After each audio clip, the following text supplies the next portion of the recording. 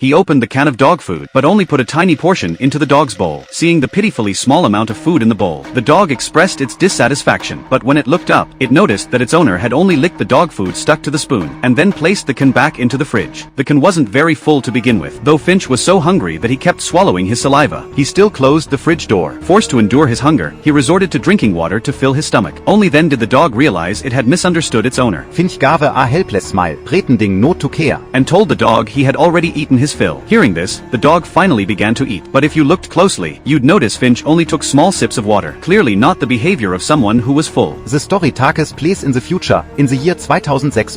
A rare solar flare had destroyed Earth's ozone layer, and under the intense ultraviolet radiation, humanity was nearly wiped out. Finch had taken refuge in a basement, which allowed him to survive the catastrophe. Here, he and his dog relied on each other for survival. He had thought they could live out the rest of their days in peace, but due to his frequent trips outside to scavenge for supplies, his health began to deteriorate. To ensure the dog would be cared for after his death, he used all his knowledge to build a robot, and uploaded a vast amount of information about caring for dogs. With the data transfer complete, the robot was now only missing a pair of eyes. Finch called over his robotic dog, and removed its eye. The loyal robotic dog lowered its head as if it had fulfilled its purpose. When Finch installed the eyes, a rudimentary robot came to life. Finch then programmed the robot with a few laws. If Finch was no longer around, the robot must unconditionally protect the dog. Just as Finch was feeling a sense of accomplishment, the lights suddenly went out. He quickly put on his protective suit and went to the roof, where he soon repaired the wind turbine. As he was about to head back, he noticed dark clouds gathering in the distance, with bolts of lightning heading their way. Sensing danger, Finch hurried back to the basement. According to the robot's data analysis, the superstorm would arrive within 24 hours, and worse, it would last for at least a month, but their food supply wouldn't even last 3 days. To survive, Finch decided to head to a place he had always wanted to go. San Francisco.